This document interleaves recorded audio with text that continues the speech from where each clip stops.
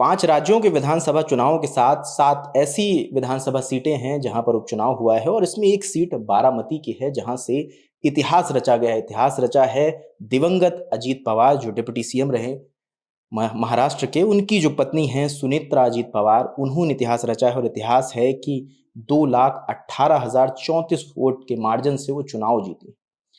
इससे पहले कभी ऐसा नहीं हुआ कि इतने बड़े मार्जिन के साथ चुनाव जीते हैं और जो जो इनसे कम्पीट कर रहे थे उनका खाता इस तरह से खुला कि महज 1000 वोटों के अंदर ही वो सिमट गए। हमारे साथ नेहा है, क्योंकि ये बारामती सीट का अपना इतिहास रहा है। कई बार अजीत पवार यहाँ से विधायक रहते हैं, उसके पहले शरद पवार इससे विधानसभा से चुनाव लड़ते हैं। अगर लोकसभा की बात करें तो सुप्रिया सुले हैं जो बारामती लोकसभा से सांसद हैं। नेहा, इस सीट का थोड़ा इतिहास बताएं और ये चुनाव, क्योंकि ये एक ऐतिहासिक रहा है, क्योंकि इससे बड़ा मार्जिन अभी तक नहीं नजर आया किसी चुनाव में। जी बिल्कुल रजत, ये ऐतिहासिक जीत यहाँ से मानी जा रही है सुनेत्रा पवार की। इससे पहले की, जैसा कि आपने बताया, इससे पहले इतना बड़ा मार्जिन किसी का नहीं था। इनकी जीत का जो मार्जिन है वो 2,18,000 है। इनसे बिल्कुल जो कम वोट्स हैं, जैसा कि आपने बताया, उनको सिर्फ 1,900 कुछ वोट्स उनको मिले हैं। और उसके अलावा जितने भी कैंडिडेट्स थे, कैंडिडेट्स की एक लंबी चौड़ी लिस्ट थी, इंडिपेंडेंट कैंडिडेट्स की 22 लोग थे। 22 लोग थे इंडिपेंडेंट कैंडिडेट्स इनके सामने जो खड़े हुए थे, लेकिन उनमें से कोई भी एक इनके मार्जिन के करीब तो छोड़िए, 1000 का मार्क भी पार नहीं कर पाया और इनको 2,18,000 जो है मत प्राप्त हुए हैं बारामती विधानसभा सीट से। इसके अलावा इससे पहले का जो रिकॉर्ड था, एक बार मैं वो भी दर्शकों को बताना चाहूंगी। इससे पहले उत्तर प्रदेश की साहिबाबाद सीट से विधायक सुनील कुमार शर्मा के नाम ये रिकॉर्ड था सबसे ज्यादा मार्जिन से जीतने का। वो साल 2022 में हुए विधानसभा चुनाव में 2,14,835 वोटों के मार्जिन से जीते थे। अब उनके बाद सुनेत्रा पवार ने ये मार्जिन क्रॉस किया है, 2,18,000, यानी कि उनसे ज्यादा उनको वोट मिले हैं। अब लगातार सवाल उठ रहे हैं कि सुनेत्रा पवार जो है वो है कौन, उनकी थोड़ी सी ब्रीफ हिस्ट्री क्या है वो आपको बता देते हैं। देखिए, सुनेत्रा पवार डिप्टी सीएम रहे, दिवंगत अजीत पवार की पत्नी है। अजीत पवार के बारे में हम सब जानते ही हैं। 28 जनवरी 2026 को विमान हादसे में उनका निधन हो गया था। उसके बाद से ये तय करना बहुत मुश्किल हो रहा था कि डिप्टी सीएम के पद पर अब कौन वहां पर आएगा, जिसके बाद बीजेपी ने ये तय किया कि सुनेत्रा पवार जो हैं, जो अजीत पवार की पत्नी है, उन्हीं को डिप्टी सीएम पद पर रखा जाएगा। यहाँ पर मैं इस जो इलेक्शन हुआ था महाराष्ट्र में, उसका भी थोड़ा सा इतिहास आपको बताना चाहूंगी। 2024 में महाराष्ट्र में विधानसभा चुनाव होता है। इस चुनाव को बीजेपी, एनसीपी और शिंदे गुट की जो शिवसेना है उसके साथ लड़ती है। महाराष्ट्र में विधानसभा की 288 सीटें हैं। 145 की जरूरत होती है बहुमत के लिए।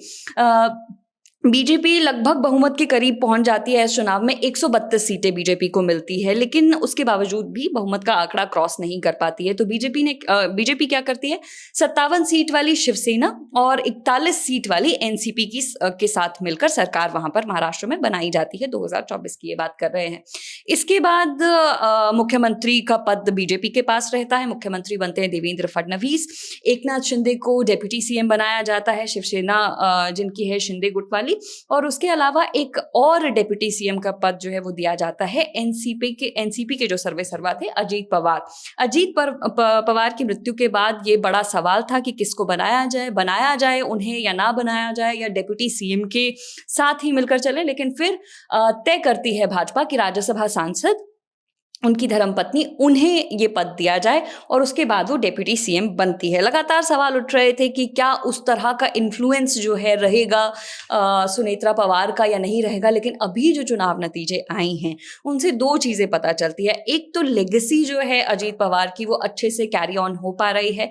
बारामती सीट की, जैसा कि आपने बताया भी कि बारामती सीट जो है वो अजीत पवार की एक लेगेसी सीट है। वो उस पर चुनाव लड़ते रहे हैं, जीतते रहे हैं और अब ये लेगेसी को आगे कैरी फॉरवर्ड कर रही हैं सुनेत्रा पवार। और जिस तरह की जीत वहां इस सीट से उनको मिली है, तो साफ तौर पर दिखाई दे रहा है कि लेगेसी तो आगे बढ़ी ही है, लेकिन सुनेत्रा पवार खुद में भी बेहतर जो है बतौर डेप्यूटी सीएम भी और बतौर एनसीपी की नेता भी खुद को स्टैंड आउट करने में कहीं ना कहीं सफल रही है।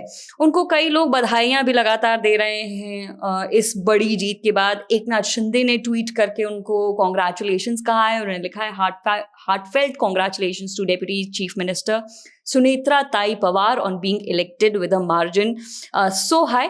इस तरह की बातें उन्होंने लिखी है और इसके अलावा भी कई लोगों ने उनको ट्वीट करके बधाई दी है। बिल्कुल यहाँ इसमें ये कहना गलत नहीं होगा कि जिस तरह का ये बहुमत है, 2 लाख से ज़्यादा का मार्जिन है, ऐसा लग रहा है कि लोग सिर्फ इन्हें वोट डालने के लिए ही निकले थे, क्योंकि जो बाकी लोग हैं उन्हें किसी को 900 मिला है, किसी को 600 मिला है, किसी को 500 मिला है, किसी को 100 मिला है। तो ये बिल्कुल दिखाता है कि एक सिंपैथी की लहर थी, जो अजीत पवार की लेगेसी थी। लोग घर से निकले हैं और सुनीता पवार के लिए वोट किया है। सुनीता पवार के हिस्से अब 2 तमके हो गए। एक तो महाराष्ट्र की पहली महिला डिप्टी सीएम हो गई हैं और इतने बड़े मार्जिन से जीतने वाली ये पहली महिला विधायक रहे होंगी।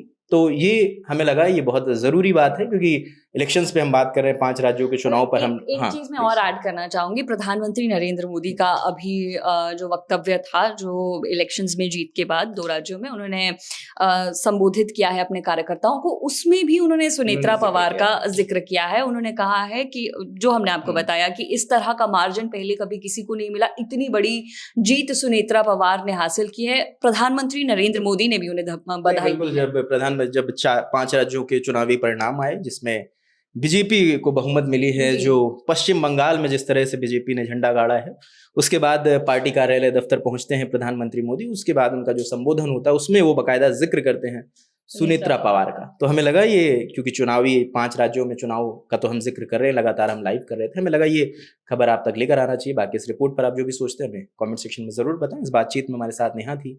मेरा नाम रजत है। देखते रहिए ललन टॉक। शुक्रिया।